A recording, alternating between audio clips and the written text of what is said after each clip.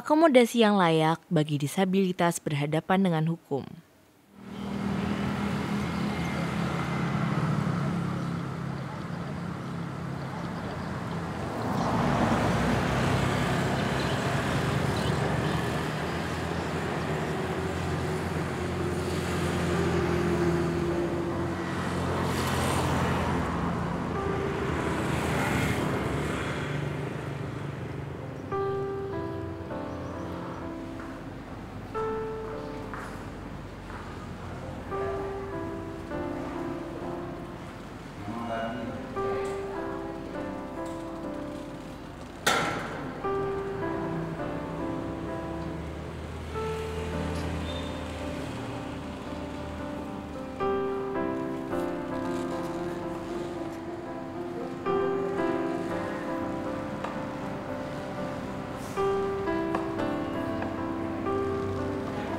Apa kamu tahu, tidak semua lembaga institusi hukum memiliki akomodasi yang layak untuk disabilitas?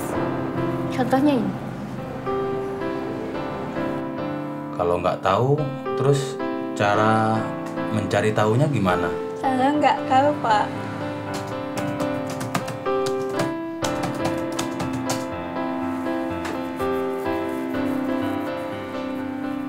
Tidak hanya itu loh, masih ada pelayanan lain yang semestinya diberikan oleh lembaga hukum untuk penyandang disabilitas.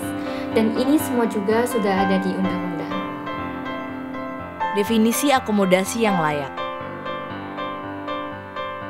Modifikasi dan penyesuaian yang tepat dan diperlukan untuk menjamin penikmatan atau pelaksanaan semua hak asasi manusia dan kebebasan fundamental untuk penyandang disabilitas berdasarkan kesetaraan.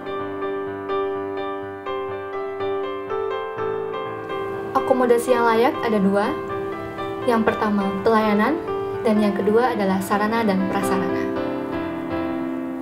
Sarana dan prasarana dalam proses penanganan perkara penyandang disabilitas berhadapan dengan hukum, yaitu adanya komputer dengan aplikasi pembaca layar, laman yang mudah dibaca oleh penyandang disabilitas, dokumen tercetak dengan huruf braille, media komunikasi menggunakan audio, papan informasi visual, media komunikasi menggunakan tulisan, kursi roda, kruk, alat peraga, tempat tidur beroda, dan alat bantu mobilitas lain sesuai dengan kebutuhan penyandang disabilitas. Ya, selamat datang di ruangan saya ya Mbak Anci. Terima kasih, Pak Sabri.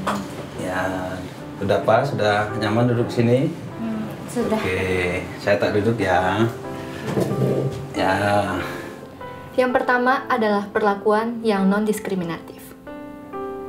Terkait kedatangan Mbak sore ini ke kantor polisi, apakah ada yang bisa saya bantu? Pak, saya korban KDRT oleh suami saya. Kemarin saya sempat dipukul gara-gara saya telat untuk ngambil kopi untuk suami saya. Ya. Yang kedua adalah pemenuhan rasa aman dan nyaman. Oh, kalau saat ini kondisinya bagaimana, Pak? Saya trauma, sedih atas menimpa saya. Saya ketakutan kalau ketemu dengan suami saya. Yang ketiga adalah komunikasi yang efektif. Bisa saya diuraikan, Mbak, atau digambarkan? Ini ada alat bantu yang insya Allah bisa membantu Mbak untuk menguraikan, menggambarkan begitu. Ini pagar rumah kami, Ya. Suami saya. Dia datang setelah kerja, masuk. Ya. Dia manggil-manggil saya, tapi saya masih ngomong anak saya. Di sini suami saya lempar gelas, Ya. gelas dilempar, terus dia memaki saya. Saya dikatakan istri yang tidak becus, padahal saya sudah seharian ngomong anak saya tidak bisa ditinggal. Kejadian itu kemudian anak saya menangis. Yang keempat adalah pemenuhan informasi terkait hak dan perkembangan proses peradilan. Mbak, dari kami ini ada buku yang nanti bisa jadi pegangan buat Mbak. Di sini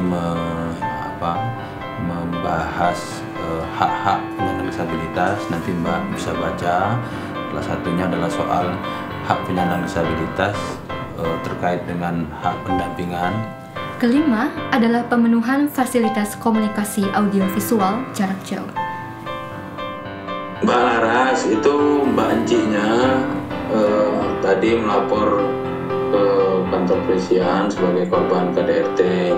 Tolong ditanyakan beberapa hal yang sangat spesifik dan berkaitan dengan jaminan keselamatannya. Gimana sekarang kondisinya, Mbak? Saya tuh masih ada perasaan takut.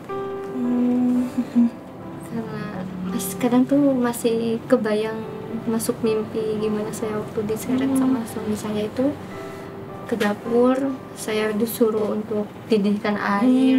Setelah airnya matang tuh langsung disiram. Sampai bekas luka ini masih ada di situ.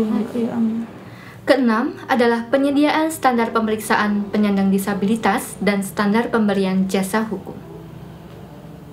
Saat ini saya menghubungi Mas Himawan, perwakilan dari LBH Sikap, untuk berkenan mendampingi mbaknya yang jadi korban gitu, untuk mendampingi pada saat pemeriksaan nanti. Nah, kalau dari LBH Sikap berkenan, mohon untuk segera ke kantor ya Mas. Ya, kami tunggu nggih. Ya, oke. Dan yang ketujuh adalah penyediaan pendamping disabilitas atau juga penerjemah. Ya, Mbak Enci, ini Mbak Purwanti atau akrab bisa dipanggil Mbak Ipung. Ini nanti Mbak Ipung yang akan mendampingi selama proses pemeriksaan di kepolisian. Silakan. Ibu, Selamat siang, saya Ibu. Saya Enci. Disediakannya layanan ini nantinya akan memudahkan penyandang disabilitas dan juga persidangan akan lebih lancar. Mudah untuk petugas, nyaman untuk penyandang disabilitas. Cheers!